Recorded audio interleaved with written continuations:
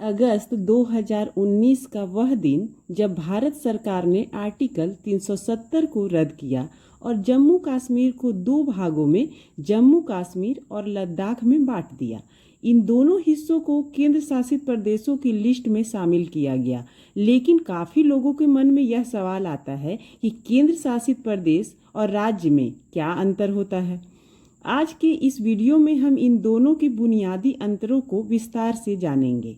साथ ही यह भी जानेंगे कि केंद्र शासित प्रदेशों पर किस सरकार का कंट्रोल होता है। तो आइए शुरू करते हैं आज के इस वीडियो का। केंद्र शासित प्रदेश में वे क्षेत्र आते हैं जो सीधे तौर पर केंद्र द्वारा शासित होते हैं, ना ही किसी राज्य सरकार के द्वारा। इन क्षेत्रों को प्रशासन भारत सरकार के हाथों में होता है और इनके संचालन की जिम्मेदारी राष्ट्रपति के माध्यम से केंद्र सरकार के पास होती है। अब बात करते हैं इसकी विशेषताओं की। इसमें जो प्रशासन है वो डायरेक्टली केंद्र सरकार के द्वारा चलाया जाता है, यानी कि केंद्र शासित प्रदेशों का प्रशासन भारत सरकार द्वारा नियुक्त उच्च राज्यपाल या फिर प्रशासक द्वारा किया जाता है, जो केंद्र सरकार की ओर से काम करते हैं। अब बात करते हैं इसकी अगली विशेषता, यानी कि विधानसभा की। कुल केंद्र शासित प्रदेशों में अपनी विधानसभा होती है, जैसे कि दिल्ली और पांडिचेरी। यहाँ इन प्रदेशों को सीमित स्वायत्तता समाप्त प्राप्त होती है, यानी चुनी गई सरकार होती है।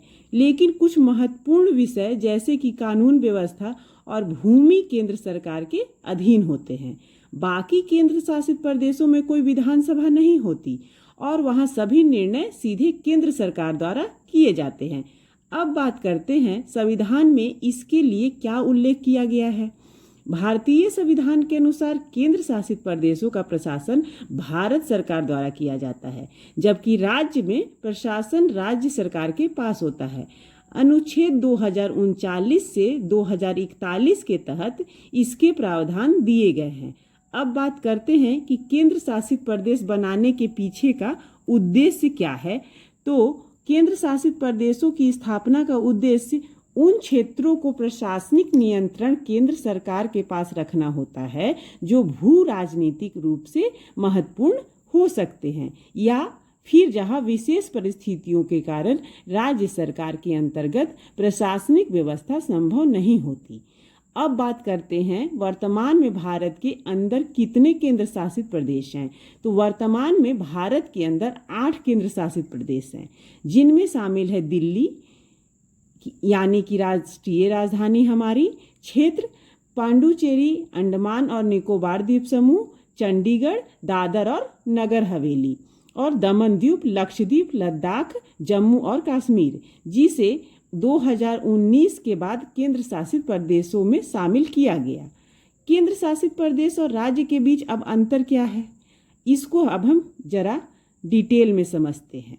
राज्य में प्रशासन राज्य सरकार द्वारा होता है और केंद्र शासित प्रदेशों में केंद्र सरकार द्वारा। राज्य में राज्यपाल होता है और केंद्र शासित प्रदेशों में केंद्र सरकार द्वारा नियुक्त उच्च राज्यपाल या फिर प्रशासक होता है। सभी राज्यों में विधानसभा होती है, लेकिन केंद्र शासित प्रदेशों में विधानसभा है लेकिन सभी में नहीं होती है। राज्य में राज्य सरकारों के पास अधिक स्वायत्तता होती है, वहीं केंद्र शासित प्रदेश में सीमित स्वायत्तता होती है। अधिकांश प्रशासन केंद्र सरकार के अधीन होता है। अब बात करते हैं दिल्ली और पांडिचेरी की विशेष स्थिति की।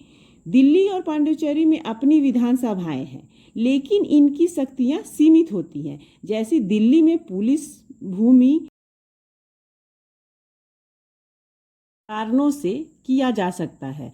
पहला, भू राजनीतिक महत्व, जैसे दिल्ली जो राष्ट्रीय राजधानी है और जिसका प्रशासनिक नियंत्रण केंद्र सरकार के पास होना चाहिए। दूसरा, विशेष जनसंख्या या फिर सांस्कृतिक महत्व, जैसे हमारा लक्षद्वीप और अंडमान और निकोबार द्वीप समूह, जिनकी जनसंख्या और संस्कृति विशिष्ट है और जिसका प्रशासन केंद्र सरकार के अधीन होना बेहद जरूरी समझा जाता है। तीसरा है राजनीतिक अस्थिरता। जब किसी राज्य में प्रशासनिक समस्याएं होती हैं तो उसे केंद्र शासित प्रदेश घोषित किया जा सकता है, जैसे कि जम्मू और कश्मीर। आपको कैसी लगी ये जानकारी कमेंट सेक्शन में बताएं और चैनल को सब्सक्राइब करें। तब तक के लिए राधे।